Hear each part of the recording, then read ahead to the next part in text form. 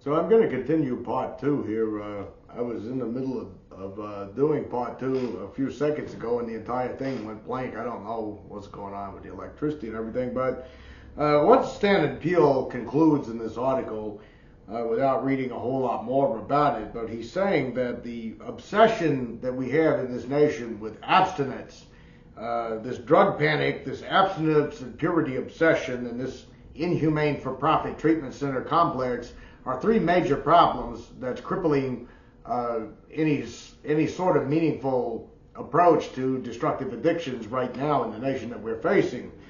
He goes on to tell a few terrible statistics about how high our addiction rates are in this country, how high the suicide rates are, how high the drug overdoses and alcohol-related deaths are, and yet we still keep pushing the 12-step monolith on society in general.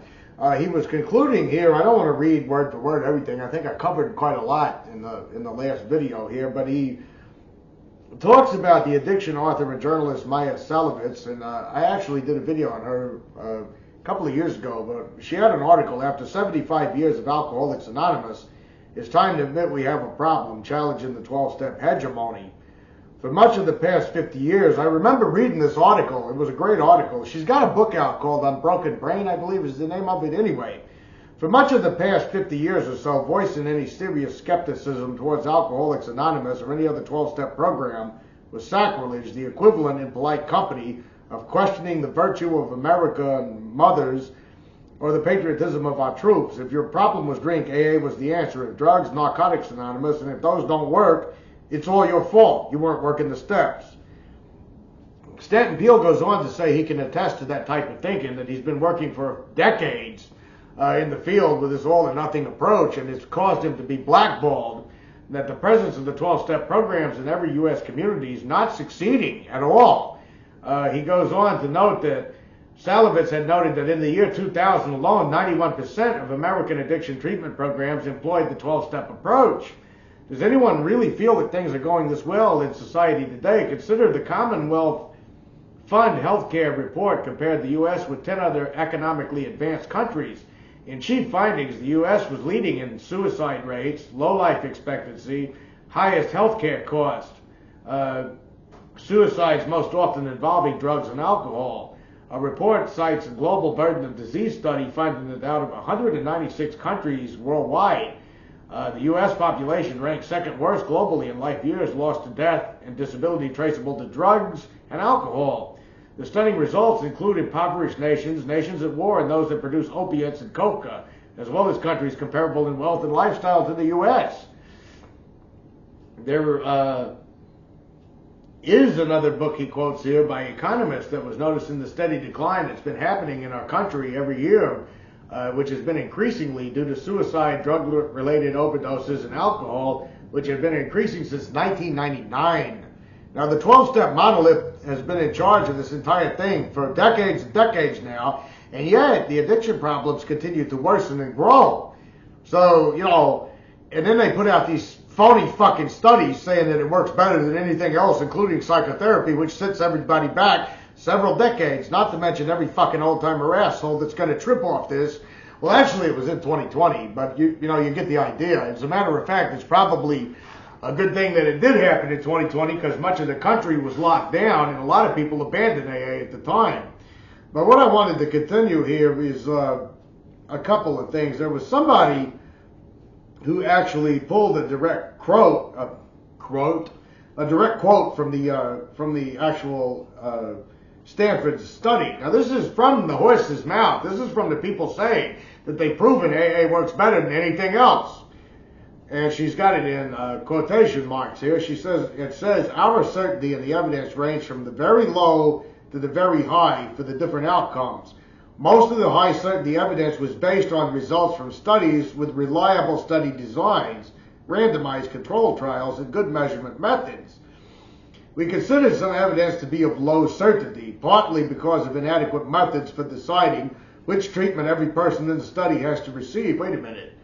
Partly because of inadequate methods for deciding what treatment each person is going to receive? That sounds a little bit fishy to me, to be honest. which can allow factors other than treatments to affect the results. Oh, you can't have factors other than the actual treatments affecting the results. You got to have those results. You got to have those damn lies and statistics to support your phony fucking cult religion. There was inconsistency in the evidence across the studies that could be due to variations in clinical characteristics, differences in intervention durations, differences in therapy effects. Some studies had very small sample sizes, which led to less precise estimates of the longest periods of abstinence, and high variability around estimates of drinks per day. High certainty, continuous abstinence. Moderate certainty, alcohol-related consequences. Low certainty, percentage days abstinence. Longest periods of abstinence. Drinking intensity, alcohol addiction severity. And then she rightfully notes, can someone tell me how continuous abstinence is high certainty, but longest periods of abstinence is low certainty? How does that work? Well, I can answer that question as it was answered in the Peele article. They had to measure abstinence as a way to manipulate the statistics to make it look like AA worked better than any other treatment method. Because unless they could use that approach, AA would have failed abysmally, you know. But this is something else I wanted to point out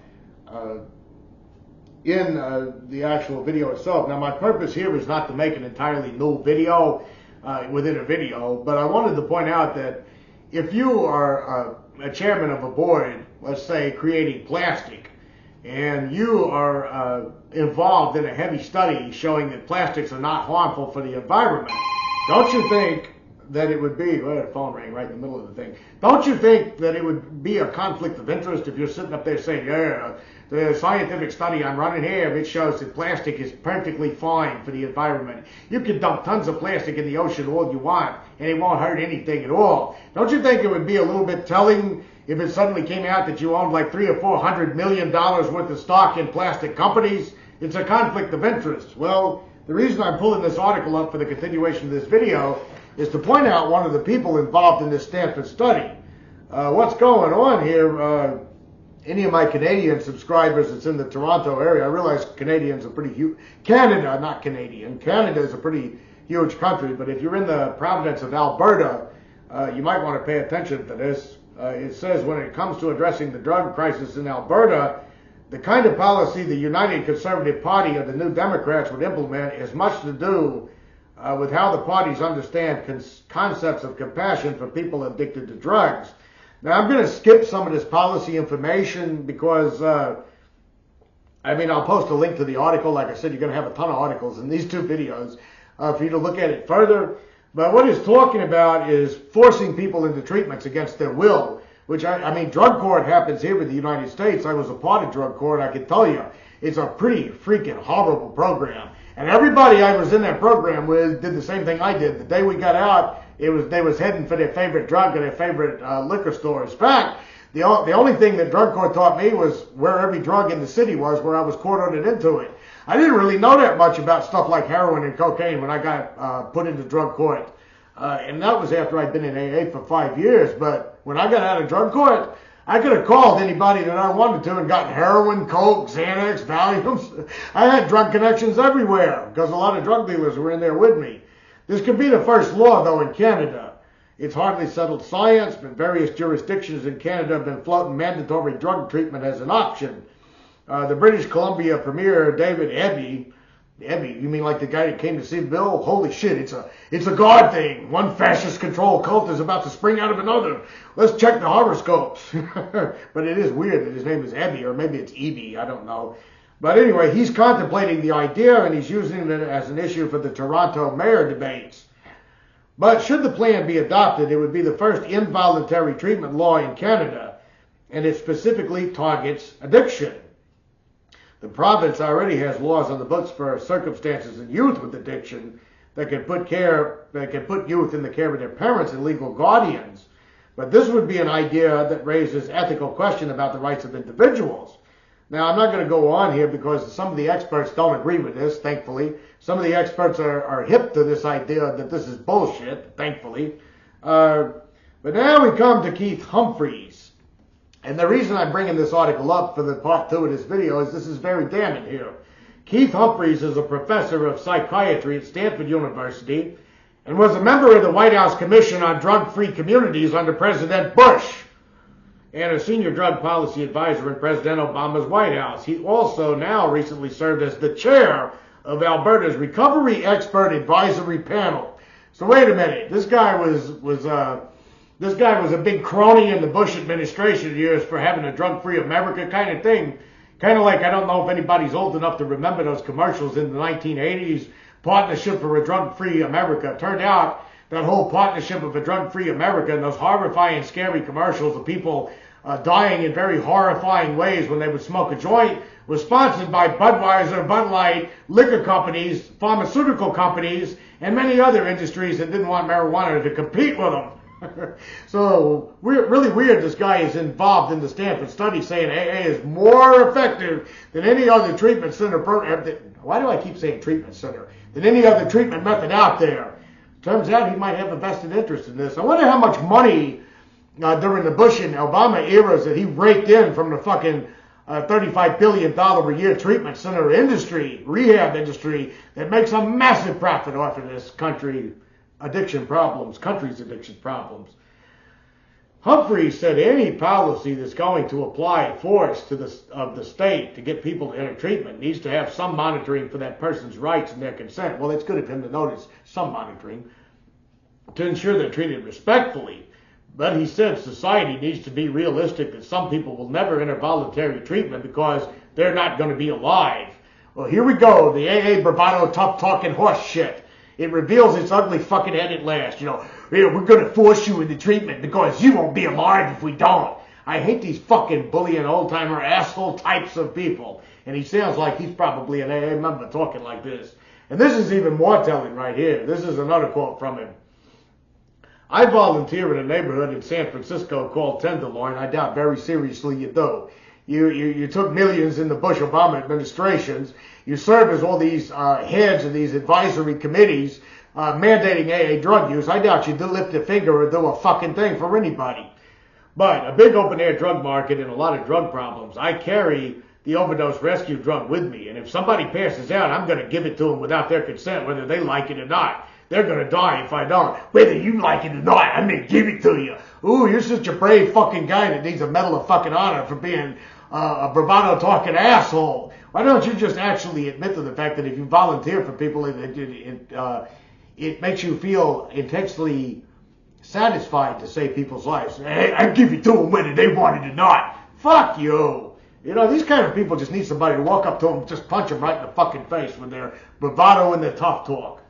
So the debate goes with mandated treatment. In Humphrey's view, drawing a line in the sand concerning how far we can extend the principles. The idea that people wouldn't be alive to seek voluntary treatment suggests a need to expand harm reduction from some experts so they would eventually be able to reach that treatment. And then it's going to go on and on here, but it goes on to say that Humphreys said that people who are mandated to addiction treatment have outcomes that are much, much more favorable. That's another fucking lie, another one of his phony fucking studies. But experts disagree. One expert here said some people say that if there's no benefit to mandated treatment compared to voluntary treatment, we should probably still do the mandated treatment because it's better than doing nothing. That's the same kind of fucking reasoning of, AA may not work at all, but it's better than not doing anything. It has some beneficial value. It has none, by the way. But I just thought that that's very damning. That ought to be out there, that one of the people that's involved in this so-called study that says AA is more effective than any other program just happens to have a big stake. He has a lot that he might lose in all of this. Really funny how that works. There was one other thing I wanted to pull up here. Most of these videos you've seen me scrolling through my phones, but I still haven't figured out the tab thing, and to be honest, having a handheld device here kind of helps. It's one other thing I wanted to show before we go off here. Cochrane Review Controversy. This is from the MD Link site. Are concerns valid? Key takeaways. This is Cochrane Review. This is the gold standard review that always finds that AA is more effective than any other treatment program out there. Cochrane reviews are considered the gold standard of systematic reviews. Yet they're under criticism by many researchers. Recent studies raise questions about bias, inconclusive evidence, and time lag regarding Cochrane reviews. Cochrane acknowledges limitations to its studies and affirms it continually is trying to improve its processes. Oh, I'm sure they are. I'm sure they're right on top of that one. We're trying to improve. It's not our fault that all the shit we're putting out is fake and phony and exaggerated to support the fucking treatment industry that makes $35 billion a year, but we're trying over here. In the Annals of Medicine, Cochrane reviews occupy rarefied space. They're widely considered the gold standard. Nevertheless, in recent years, criticisms have been leveled at their validity, the quality of their evidence, and their timeliness. Rather than discouraging such criticism, the Cochrane collaboration says they actively embrace and encourage and even incentivize it. That sounds like those AA old-timers here. You know, I welcome criticism. I welcome any kind of criticism. I'm an honest man. My life's an open book after working the 12 steps. You can say anything to me today and it won't bother me at all. Tell them that they're lying about their sobriety date and they'll try to murder you for it. And then I'm going to skip a little bit more about their, systems of reviews. In recent years, some researchers raised concern in the Journal of Clinical Epidemiology, I hope I said that correctly, one group of investigators analyzed a number of recent Cochrane reviews that included outcomes in the literature search strategy. They also looked at how often this step was described in limitations, as the qualitative difference of results included not included in search strategies. The researchers found that of 523 Cochrane reviews from the year 2020 to now, nearly 10% employed outcomes in their search strategy linked with only one study acknowledging this step as a limitation. Furthermore, 92% of analyzed outcomes not included in the search strategy, noting that outcomes that were part of search strategies tended to favor the results they were searching for. The author stated that the practice of including outcome terms in search strategy results in overlooking evidence should also be noted that we do not intend to criticize researchers merely for including terms related to outcomes, but the practice of including relevant outcomes may still overlook relevant studies, thus warranting acknowledgement and discussion. In another study published in the Journal of Clinical Epidemiology, investigators assessed time lags for the author. Okay, I'll just have to read the whole thing. I was going to skip. From publications, reviewed a publication of the review itself. They mined the entire Cochrane database. 8,201 reviews published between 1995 and 2019. The authors included 6,764 reviews, which had a median publication time of 2 years. Of the total, 11% were published more than 5 years out, 19% were published within a year.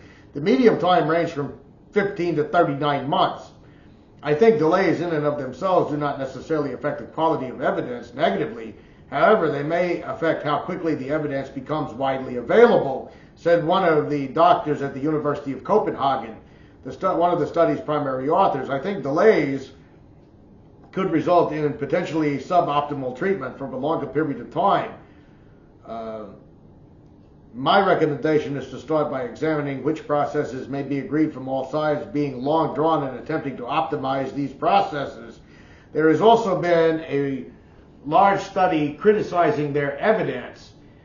Authors undertook 5 systematic literature reviews in neonatal care, pediatric neurology, pediatric gastroenterology, and pediatric cardiology. And they found that in all 5 of these documents, a lot of inconclusive data was abundant. This is medical papers here. This is medical papers. This is gastroenterology.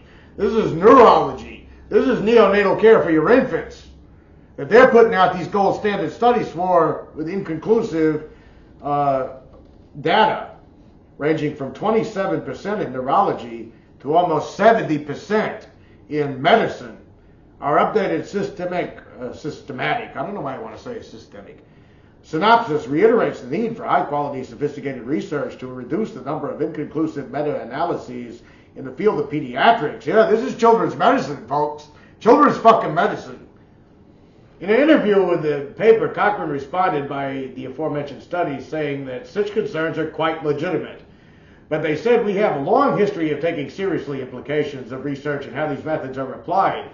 We recognize the value of criticism can have a way to improve the credibility.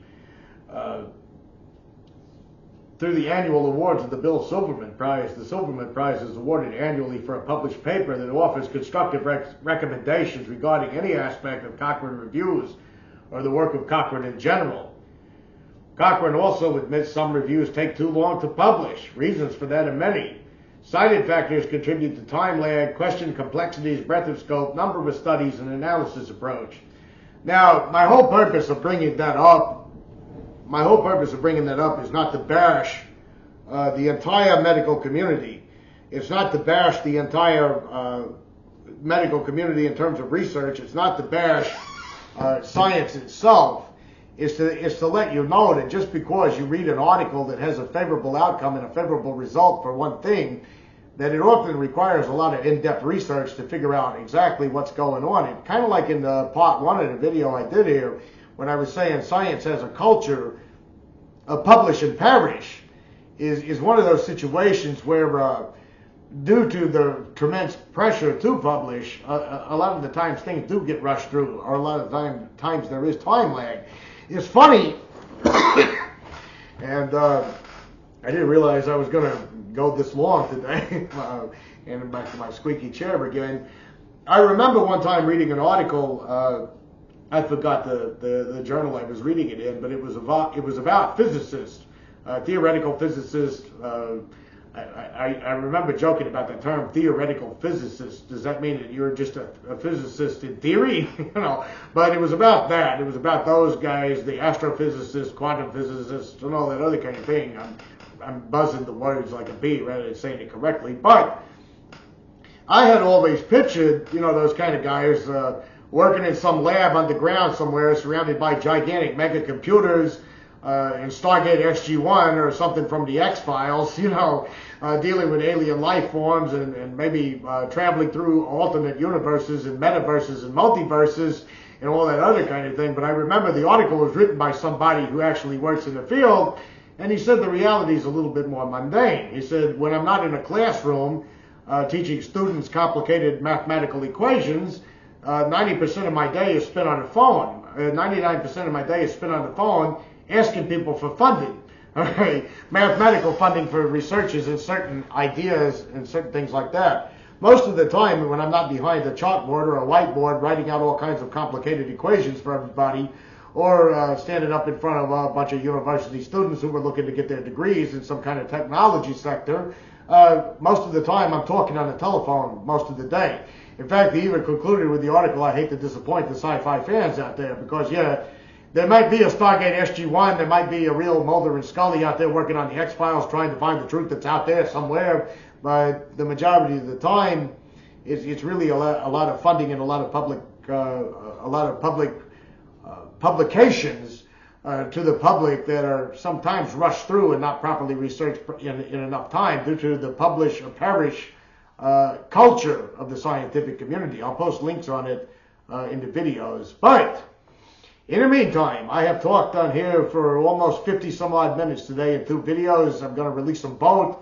I hope you got something out of these videos. I hope I covered the gist of most of it. If you did get bored to death hearing me read Stanton Peele's article, good for you for being able to endure the whole entire thing. It's just, you see these scientific studies from these scientific reputable organizations and you take them at face value. Well, it's a Cochrane study. Nothing could be possibly flawed or harmful about that.